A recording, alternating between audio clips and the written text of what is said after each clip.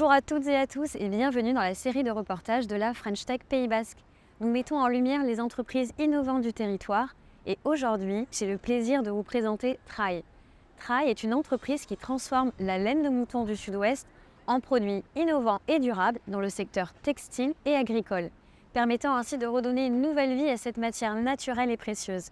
Pour parler de ces produits innovants, je retrouve Muriel Moreau, la fondatrice de Trail. Bonjour Muriel. Bonjour Mila. Bon alors pourquoi tu nous emmènes ici à Bayonne? D'abord parce que c'est la plus belle ville du monde. Et J'avoue. voilà. Et ensuite parce que c'est ici que j'ai grandi et aussi que le projet Trail est né et a grandi lui aussi depuis maintenant 4 ans. Et donc ma fameuse question, Muriel, raconte-moi les moutons. C'est quoi cette histoire? Pourquoi les moutons Alors déjà parce que je pense que ça vient de là. Je suis arrière-petite-fille de berger. Et l'histoire de Trail a démarré par hasard en discutant avec un berger que j'ai rencontré et qui m'a expliqué qu'il devait tondre ses brebis une fois par an pour des questions d'hygiène et de confort et qu'il ne savait pas du tout quoi faire de cette laine. Donc les bergers et les bergères se retrouvent avec des montagnes de laine chaque année. C'est 1200 tonnes au niveau du département, donc on ne sait absolument pas quoi faire. Et du coup, tu es basée au Pays Basque. Tes bureaux sont à Arquinova, donc une pépinière de l'agglomération Pays Basque. Est-ce que tu peux nous y emmener? Allons. C'est là.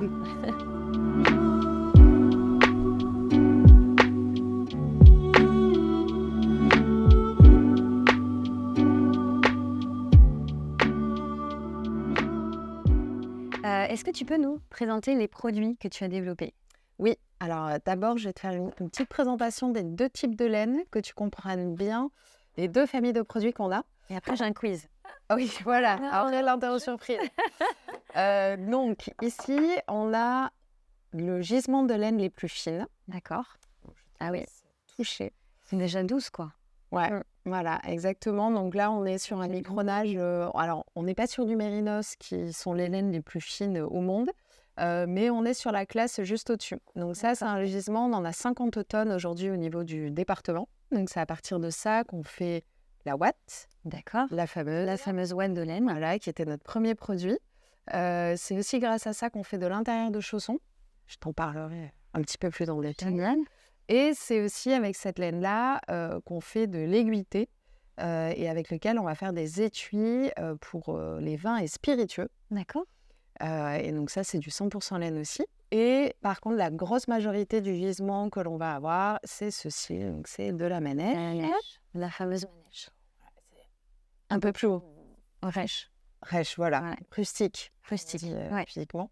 Et donc ça, c'est pas possible de l'utiliser pour faire des gammes de produits textiles. Et donc, c'est pour ça qu'on a mis au point du paillage, donc qui a vocation à remplacer les bâches plastiques qu'on utilise pour protéger les sols dans l'agriculture ou les espaces verts. D'accord. Alors, quels ont été tes plus grands défis pour passer de cette idée de revaloriser cette laine qui est aujourd'hui jetée ou brûlée à un produit innovant comme ces produits-là? Alors, l'idée, c'était vraiment d'avoir toujours dans cette stratégie de volume, d'aller chercher des gros débouchés marché. Donc, dès le début, une grosse proximité avec les potentiels clients pour bien comprendre leurs besoins et développer des matières qui ne tombent pas complètement à côté de leurs besoins, que ce soit à niveau prix, niveau technique. Donc, je me suis rapprochée, une fois qu'on a fait tout ce travail-là, d'un labo textile qui s'appelle le CETI et avec lequel on a mis au point différents types de mélanges de matières, de tout ça. Et après, Un an de R&D, du coup. à peu près, ouais. Et ensuite, donc, je croyais que le plus dur était fait. Et non. Ensuite, il y a eu la phase d'industrialisation qui a pris à peu près 1 an aussi. Et l'idée, c'était de trouver des fournisseurs qui avaient les bonnes machines, qui pouvaient nous proposer le niveau de qualité et aussi les volumes que nous, on espérait pour nos matières. Et puis, nous aussi, de leur garantir des volumes suffisants. Et donc ça a été 1 an de plus.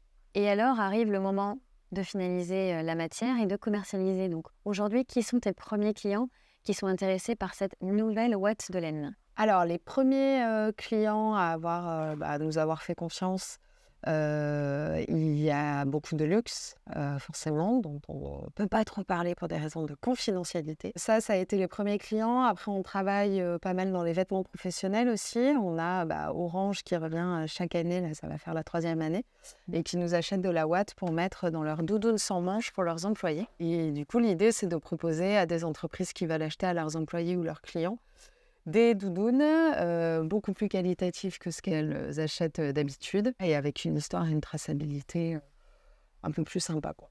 Quels sont les prochains développements que tu vas avoir sur la ouate de laine? C'est pas vraiment sur la ouate, hein, c'est vraiment plus sur l'intérieur chausson. Où là, on est vraiment dans la phase de transfo de tous ces protos. Voilà, il y a quelques usines de charentaises et de chaussons made in France et qui sont en train de tester nos produits. Exactement. Et puis, nous, on travaille avec une entreprise de Moléon qui est capable d'assembler.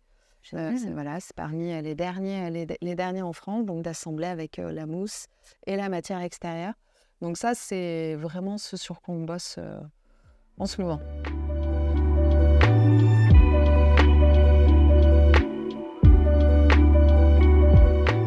Muriel, donc tu innoves aussi dans le monde de l'agriculture, parce que tu as développé donc ce paillage naturel pour les champs agricoles, parce que là aussi, on protège nos champs et nos terres avec des bâches plastiques quand on pourra avoir des solutions naturelles. Alors, quelles sont les propriétés de cette nouvelle bâche? Alors déjà, c'est 100% biodégradable, contrairement aux bâches plastiques et autres types de paillage qui, du coup, se dégradent dans les sols, malgré tout, mais en créant de la pollution microplastique. Vu que la laine est isolante, du coup, ça permet de réguler la température des sols. Il y a aussi une question de maintenir l'humidité dans les sols, donc on a besoin de moins arroser. C'est 100% donc biodégradable et du coup, il y a un retour au sol en termes de nutriments et d'azote. Et aussi, alors la petite cerise sur le gâteau, naturellement, ça repousse les chevreuils et aussi les gastéropodes, donc tout ce qui va être escargot. Donc, ça limite le soir naturel à certains nuisibles. Et du coup, quelles sont les premières applications? Donc, il y a le monde agricole. Est-ce qu'il y a autre chose qui arrive? Pour tout ce qui est espace vert et pour tout ce qui est infrastructure, donc là, on fait des tests avec des sociétés d'autoroutes et des sociétés ferroviaires. Avec des mairies aussi qui essayent de sortir du plastique pour l'entretien de leurs espaces verts et d'infrastructures. Et du coup, avec Trail, tu as adhéré très très vite en fait à la French Tech Pays Basque. Qu'est-ce que t'apporte cette association? Alors, il y a différents points. Il y a d'abord le côté mise en lumière, comme ce qu'on est en train de faire là. Bien sûr. Il y a aussi forcément le côté réseau. C'est vrai que moi, la filière laine en local, on a vite fait le tour. Donc, c'est vrai que de s'ouvrir à d'autres secteurs, c'est toujours hyper intéressant. Et puis, il y a la fameuse solitude de l'entrepreneur ou de l'entrepreneuse et le fait d'appartenir à des réseaux comme ça et de se retrouver sur des événements où on apprend aussi énormément de choses sur des subventions, des évolutions réglementaires. C'est précieux. Et si vous voulez en savoir plus sur le parcours entrepreneurial de Muriel et de Trail, je vous invite à écouter notre podcast « Les leaders inspirants de la French Tech Pays Basque », disponible dès aujourd'hui sur toutes les plateformes d'écoute comme Deezer, Spotify ou encore Apple Podcast. Et puis, pour suivre les actualités de la French Tech, je vous invite à suivre nos réseaux sociaux. Merci beaucoup Muriel.